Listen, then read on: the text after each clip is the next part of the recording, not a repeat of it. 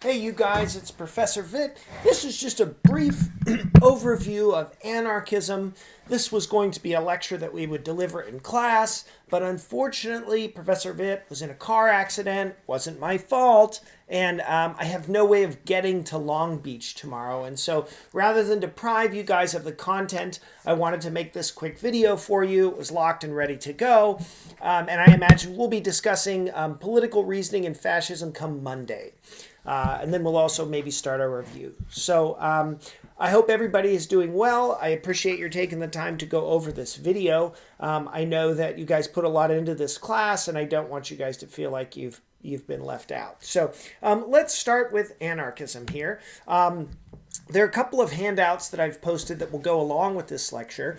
You don't need them per se yet, but I will let you know when you'll need them. So, okay, anarchism generally means without rule or without ruling. We should distinguish this from the general idea that people sometimes say, don't go in there, it's anarchy. And what they really mean by anarchy is disorder or somehow a chaos, right? That's not what anarchy actually means. When you look at the root, the word is arche, it's Greek. It means many things depending upon its context and just frankly its usage. But it means beginning, origin, principle, source, a first principle. It also means a ruling principle, and so that would apply to a ruling principle over people. And so anarchy would be without a ruling principle over people. Now it has some deep roots. At least in Greek philosophy, you can see a little bit of it in stuff like Antigone. So Antigone, an ancient Greek play by Sophocles, King Creon belts out in his sort of self-important way, right? She destroys cities, rips up houses, breaks the ranks of spearmen into headlong rout. But the ones who lasted out, the great mass of them, owe their lives to discipline. Therefore, here it comes, wait for it, we must defend the men who live by law. So this is just an early example of how the Greeks thought about the lack of rule, that it would have been chaotic, destructive, and would have involved the ripping up of houses, right, which reflects a kind of organized society, and it's an aversion to this kind of thing. Now, it doesn't mean that all Greeks felt this way. Apparently Zeno actually did advocate for a kind of stateless society, one of perfect equality and freedom, where people could kind of recover this sort of natural goodness and live in a harmonious society. We know this because of what Plutarch has told us about what Zeno said. We don't have the original work. It's long since gone, so we have no way of really assessing it. But there very well could be earlier roots that influenced other thinkers. Now, I want to take a small karate chop for a moment and talk about the modern emergence of anarchism. And the way to think about anarchism modernly is to understand a little bit of industrialization and modernity in the 19th century. Essentially, what begins to happen, roughly, and remember, Professor Vitt is not a historian here, there's a huge shift in how people organize themselves in the 19th century. People used to live in very small communities in, somewhat isolated regions. There were obviously large cities to the contrary. But generally speaking, people were living in smaller communities. And what happens in the 19th century is we move towards greater industrialization, greater marketization, greater emergence of capitalism. And in order to sort of cope with capitalism, we have a new understanding of what a state is. And a state is just a new way to organize people. So let me explain this in terms of how it used to be. This is a broad generalization. There are obviously going to be instances to the contrary, but generally speaking, in European society, humans had three frames of reference, right? There was a nuclear family, that would be your father, your mother, and your siblings and the like. Then you might have an extended family. This might be grandparents, aunts, and uncles. These first two people would constitute the bulk of who you saw. Now you would expand this into a third kind of local community, right, which might be a town or village or just simply a region. Now, what's important about this is that if you were sick, you would get help from your family or your extended family, or in extreme circumstances, perhaps even the local community, to call in a shaman or a doctor or some type of healer, right? There's rich tradition of European women as healers and so forth. If you were going to get a pension or you needed some kind of subsistence, you would immediately rely upon your family or your extended family for that.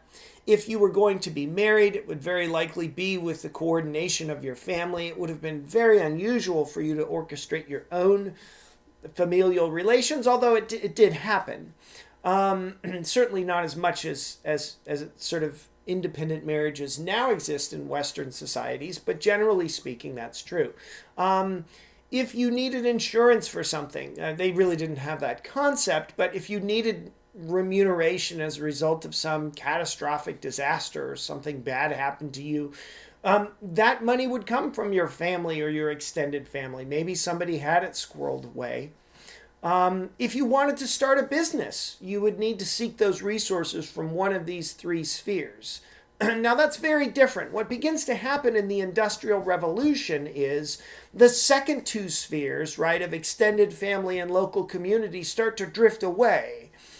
You can see this modernly, right? Some people lament, Patrick Deneen is one of these people, sort of laments the loss of place. You know, it used to be you lived in a town and that town had a kind of character. Now, Southern California, we're all sort of a suburb of Los Angeles. Well, I think Long Beach still has a bit of its own character, and places do have their own character, but not to the extent that they once did. Instead, there's a greater focus on individual nuclear familial units.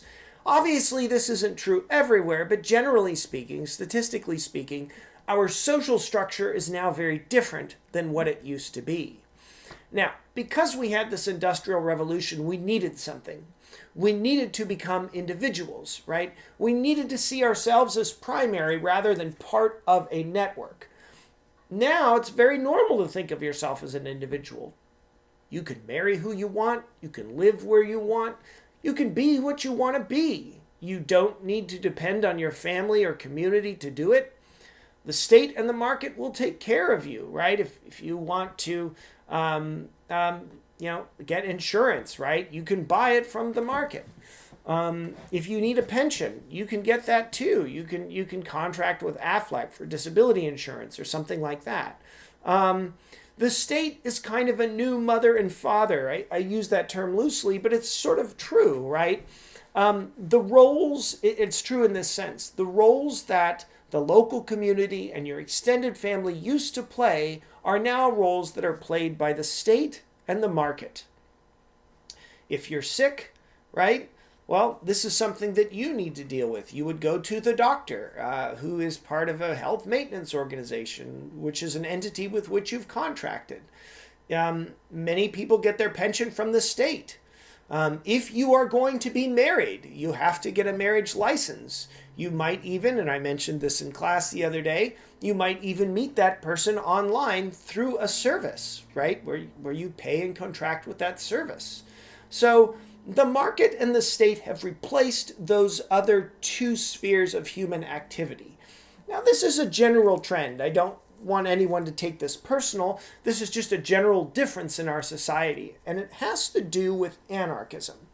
Before you have the state and the market taking hold, it would have been very difficult to articulate a kind of anarchism. A good start, it's not the only start, but a good start might be William Goldwyn, and he writes, above all, we should not forget that government is an evil, an usurpation upon the private judgment and individual conscience of mankind. Now, we're not concerned with names and dates here, but you can see this initial complexion of anarchism. It's to view the state with a kind of evil intent, that there's something about it that is contrary to the freedom of the individual. George Woodcock is a super famous modern anarchist, right? He wrote a very influential book here, A History of Libertarian Ideas and Movements. And he writes, anarchism is a creed inspired and ridden by paradox, and thus, while it advocates theoretically to reject tradition, oh, I'm so sorry. Let me restart that, you guys. I'm not perfect. Anarchism is a creed inspired and ridden by paradox, and thus, while its advocates theoretically reject tradition, they are nevertheless very much concerned with the ancestry of their doctrine. This concern springs from the belief that anarchism is a manifestation of natural human urges, and that it is the tendency to create authoritarian institutions which is the transient aberration. If one accepts this view, then anarchism cannot merely be a phenomenon of the present. The aspect of it we perceive in history is merely one metamorphosis of an elemental constant in society. So here you see Woodcock seems to think that there's something about human nature which is always there, but it is always kind of murmured or smothered by the presence of some kind of overarching architectonic regulating body, right? Government of some kind. Okay, now here comes the writing in pink, salmon, whatever the color is. Anarchism, nihilism, and terrorism are often mistakenly equated, and in most dictionaries will be found at least two definitions of the anarchist. One presents him as a man who believes that government must die before freedom can live. The other dismisses him as a mere promoter of disorder. This is what we were talking about earlier, right? He continues, the stereotype of the anarchist is that of the cold-blooded assassin who attacks with dagger or bomb the symbolic pillars of established society. Anarchy, in popular parlance, is malign chaos. Yet, malign chaos is clearly very far from the intent of men like Tolstoy and Goodwin, Thoreau and Kropotkin, whose social theories have all been described as anarchist. Oh, a couple of points here. Anarchy doesn't mean total bedlam. And two, there are different kinds of anarchists. And we won't get into the different types. They can be married with different notions of liberty. They can be married with different notions of equality, of economics. And we won't get into those particulars, but there's a vast array of different anarchists. Woodcock finishes, whoever denies authority and fights against it is an anarchist.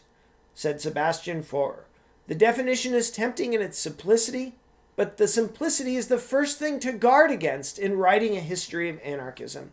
Few doctrines or movements have been so confusedly understood in the public mind, and few have presented in their own variety of approach and action so much excuse for confusion. And I think that's right. Because anarchism is in its essence an anti-dogmatic and unstructured cluster of related attitudes, which doesn't depend on its existence for any enduring organization, it can flourish when circumstances are favorable, and then, like a desert plant, lie dormant for seasons and even for years, waiting for the rains that will make it burgeon. So here he's kind of saying something similar to what we saw before, which is that there's something about human nature which is always kind of present, but tends to be smothered, and it can be destroyed, but it will eventually re-emerge. So human anarchy wants to say something about human nature, but it doesn't want to get, at this point we won't get into too particular as to what that is. Woodcock ultimately defines anarchism as a system of thought-seeking fundamental social changes and as the replacement of authoritarian rule by non-governmental cooperation among free individuals. This last point here is one that I want to mention, and we'll get back to it later. There's a big question, if there is no government, then what are you left with, right? There's a sense in which you need to have people conscripted to do certain things in order to organize them. If you didn't make people live in numbered houses, people wouldn't do it, and it would be difficult to get everybody mail. It's hard to imagine what you would have as a social program if you needed to get everyone's free consent in order to move forward with it. As a result, people, and anarchists do have response to this, but generally speaking, anarchists aren't here to put forward a new structure to live by. They're more so imagining that things would be better if we weren't in a state of such administration with regard to our own individuality and freedom. Now, earlier I talked about the Industrial Revolution, and I wanted to highlight something to you here. We're weird, right? We're Western, we're educated, we're industrialized, we're rich, and we're democratic. And that's the sense in which I'm thinking about anarchism. There may be other areas of the planet that have something similar to anarchism, but our tradition is sort of squarely within those parameters. Now, I'm going to start to talk about Emma Goldman, and I'm so sorry, I think I called her Goldstein the other day, and I don't know why I did that. I have a wonderful short 2-page handout for you guys here. Emma Goldman, My Further Disillusionment with Russia. She goes to Russia to see the Bolshevik Revolution, and she doesn't, she's not on board, and she explains why. We'll talk about it. But one thing I want you to pay attention to is the relationship of anarchy to violence and coercion. And this is an area where anarchists will split or have a difference of opinion. All right, Emma Goldman, a great quote here from her. There are some potates I would kill by any and all means at my disposal. They are ignorance, superstition, and bigotry, the most sinister and tyrannical rulers on earth. Potentate, she just means like monarchs or ruling figures, right? And so she says here that she would kill these by any and all means at her disposal. Ignorance, superstition, and bigotry. So you can see that she has a great deal of, I wouldn't say faith, but hope that people can rely upon their own minds to dispel illusions under which they live. And this is sort of congruous, or it dovetails, or it makes sense when you think about the extent to which she values the individual. Here's a little excerpt from her autobiography. Since my earliest recollection, home had been my stifling, my father's presence terrifying. I thought of my father. He had tried desperately to marry me off at the age of 15. I had protested, begging to be permitted to continue my studies. In his frenzy, he threw my French grammar into the fire, shouting, "Girls do not have to learn much. All a Jewish daughter needs to know is how to prepare gefilte fish, cut noodles fine, and give the man plenty of children." I would not listen to his schemes. I wanted to study, to know life, to travel. Besides, I never would marry for anything but love, I stoutly maintained. It was really to escape my father's plans for me that I had insisted on going to America.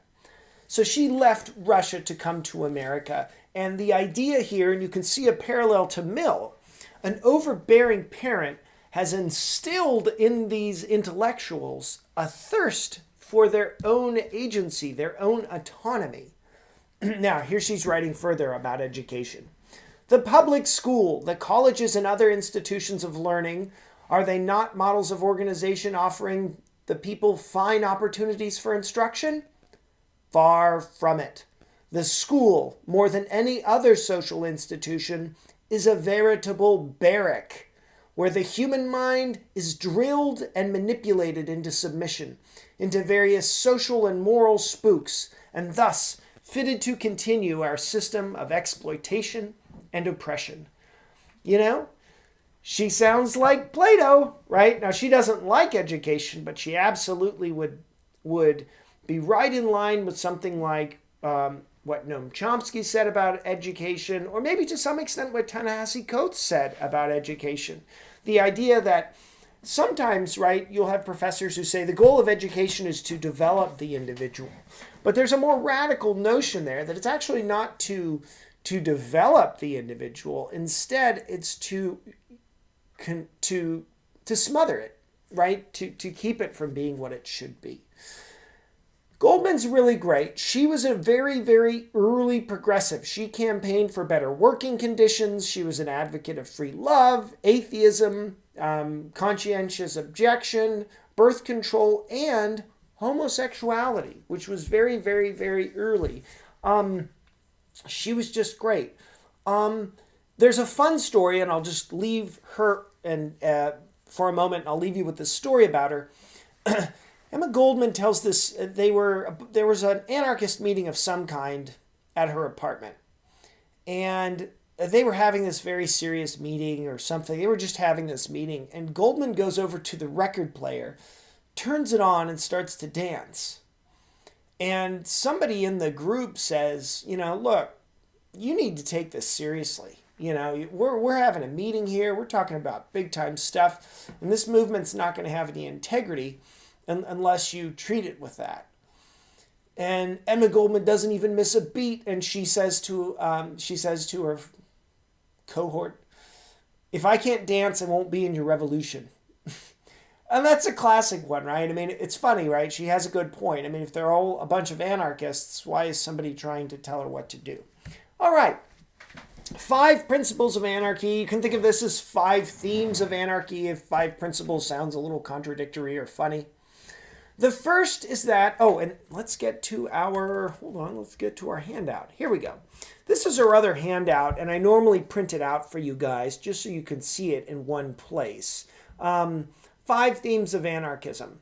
And so you have sort of I don't want to say an account of human nature, but a view of human nature, an idea regarding liberty and equality, the theme of means to ends, cooperation, not competition, and an overwhelming, almost instinctive, but adamant theme that the state is itself illegitimate.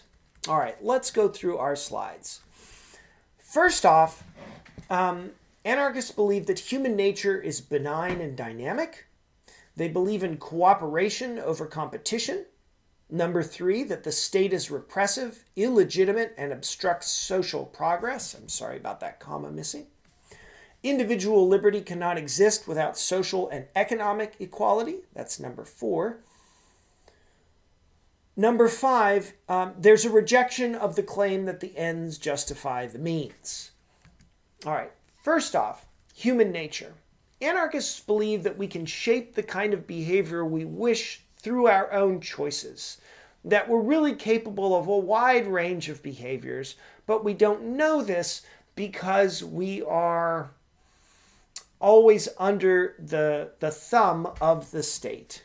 You might think of this way. This isn't always true, but it's a good roadmap here.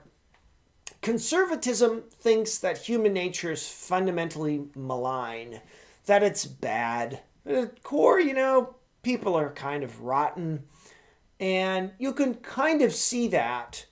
It's a small jump from thinking that people are fundamentally selfish and bad to believing in the free market, because the free market really rides on selfishness. Communism tends to think that people are fundamentally benign, right? They're fundamentally good. They're, right, kind of moldable. And fascism thinks that people are fundamentally gullible. We'll get to that on Monday. All right, moving on. Cooperation over competition. A community of diversity is obtained through cooperation. Organization, but not hierarchical organization, is based on cooperation for the anarchists. Quote, based primarily on freedom, it is a natural and voluntary grouping of energies to secure results beneficial to humanity. Now, like I said, it's a little hard to imagine what that would look like or how that would go to have cooperation without hierarchy. And I know that some anarchists work on that, and they're aware of the difficulty of articulating it, but that they wouldn't by any means think that that's impossible or anything like that. It's more of a guiding value. Next, the state is illegitimate and repressive. The defining mark of the state is authority, the right to rule. The primary obligation of man is autonomy. An anarchist may grant the necessity of complying with the law under certain circumstances or for the time being, but he will never view the commands of the state as legitimate, as having a binding moral force. All right. Liberty with social and economic equality. This stresses the value of individuality more than Marxism. It stresses equality more than liberalism, and it struggles to reconcile these with the fraternity or a sense of community. Maybe one way to think about this is to think about, look, I'm sure I've mentioned this before in class, but sometimes people get into court and they say, I want to defend my rights, I want my rights. But when they get into court, they don't necessarily have the money to enforce all of their rights in the same way that people who are more wealthy do. And so you might imagine a rich and famous person being tried for something or being charged with something, and they have the very best possible legal representation. And they're able to do a lot more to delay trials or to file more motions. And that might make it more likely that they're not ultimately convicted or something like that. That's one example where people tend to have the same legal rights, but economic reasons prevent them from enforcing them. You might think about this too with regard to where people go to school. Some school districts, that is to say those with a higher tax base, a better tax base, or parents who have better jobs who can fund the PTA, right? Those school districts tend to produce, not always, but they tend to produce more students who go on to four-year universities, four-year colleges. Now, everybody has the same right to education in our country, right? Social education. But not everybody's going to get the same education, and that has to do with social and economic inequalities. Now, I'm not making a moral claim there, I'm just making the point. And so an anarchist might say, look, it's wonderful to have liberty and to have these rights and these opportunities, but they really don't mean anything unless they have this kind of concurrent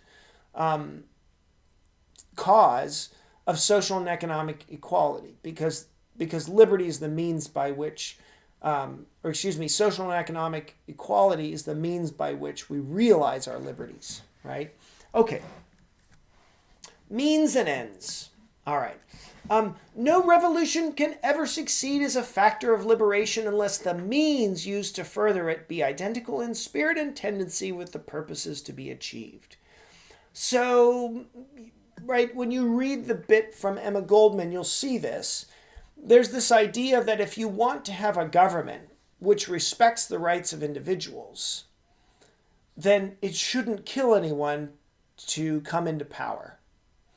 And that would be one criticism of the Russian Revolution, right, that Emma Goldman has.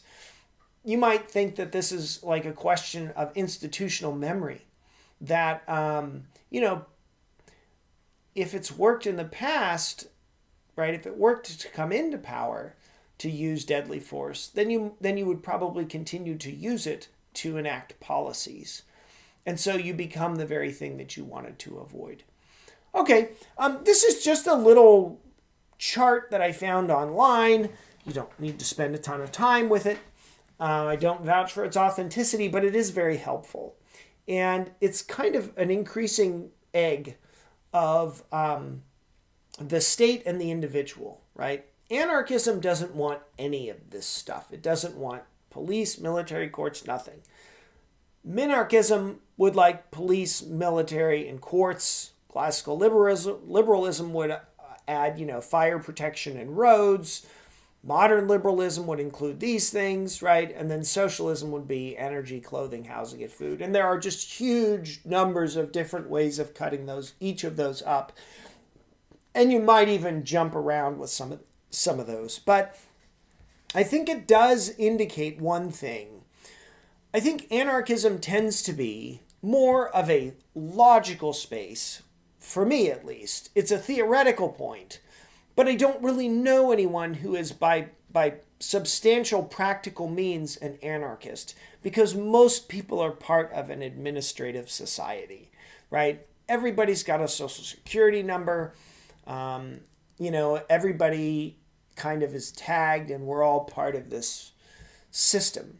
I do know professed anarchists, and they might take issue with that point, but generally speaking, you might start off thinking about anarchism as a logical position from which you can learn more and develop more. Okay, that does it, you guys. I'm not even sure how long that took, but I'm really grateful for your sitting through this lecture. There'll be bits of this that we will talk about in the review, and I'm super grateful for your time. All right, anarchy in Long Beach? No, not really, but at least we're done with that lecture. Thanks a lot, and I will see you guys on Monday.